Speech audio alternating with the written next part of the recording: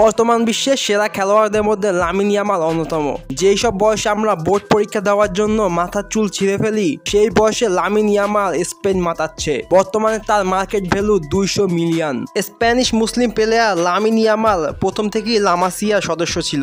Lamine ইয়ামালের অসাধারণ talent দেখে সাবেক কোচ জাভির অধীনে বার্সেলোনায় আনে 2022-23 সিজনে। সাবেক কোচ জাভির অধীনে বার্সেলোনা কোনো কিছু করতে না পারলেও জাভি এমন কিছু ইয়াংস্টার প্লেয়ারদের বার্সেলোনাকে উপহার দিয়েছেন যা কখনোই ভোলার মতো নয়। Lamine Yamal, Dani Olmo, Pedri, জাভির মতো ইয়াংস্টার প্লেয়ার লা মাসিয়া থেকে বার্সেলোনা ট্রান্সফার করে। 2023-24 মৌসুমে লামিন ইয়ামাল 37 ম্যাচে 5 গোল 5 অ্যাসিস্ট করে। গোল এবং অ্যাসিস্ট দেখে জাজ করতে যাবে না তিনি কত বড় মাপের প্লেয়ার। রাইট উইংয়ে তার বল কন্ট্রোল, পজিশন ম্যাপিং তার ভীষণ ছিল অন্যতম। 16 বছর বয়সী লামিন ইয়ামাল বার্সেলোনা ইতিহাসে সবচেয়ে বড় ইয়াংস্টার হিসেবে গণ্য হয়েছে। কেউ কেউ তো আবার দ্বিতীয় Messi, second Messi of Barcelona হিসেবে তাকে সমাহিত করেছে।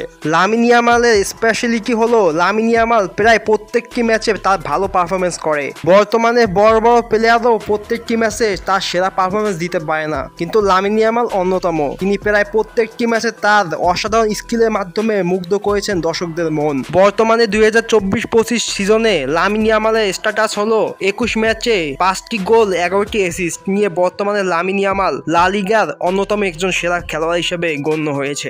17 বছর বয়সী লামিন ইয়ামাল বার্সেলোনা ইতিহাসে তিনিই প্রথম কম বয়সী প্লেয়ার যার ভরসায় বার্সেলোনা দলটি অ্যাটাকিং শুরু করে। যারা বার্সেলোনা দলকে খুব কাছে থেকে দেখেছে তারা ঠিকই জানে যে বার্সেলোনা উইং বেস ফুটবল পছন্দ করে। উইং বেস মানে রাইট উইং বা লেফট উইং থেকে অ্যাটাকিং শুরু করে।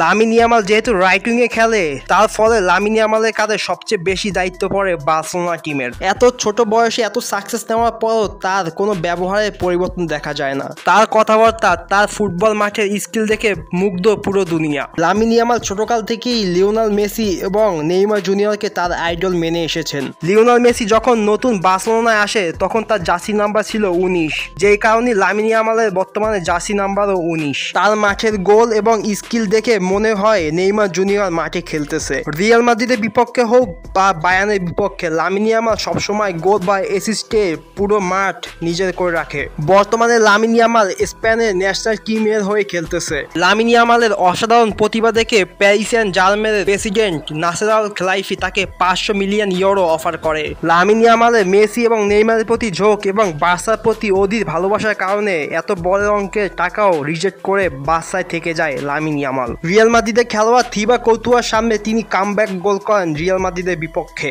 মুসলিম এই লামিন ইয়ামাল এত সাকসেসের পরও তার ধর্মের প্রতি ভালোবাসা ভুলেননি। রোজার মাসে রোজা রেখে তিনি ফুটবল খেলতে নামেন লামিন ইয়ামাল। এত ছোট বছর বয়সে ইউরো শ্রেষ্ঠ খেলোয়াড় হয়েছেন লামিন ইয়ামাল। ফ্রান্সের বিপক্ষে তিনি অসাধারণ গোলের মাধ্যমে আরো বেশি হাইলাইট হন ফুটবল বিশ্বে।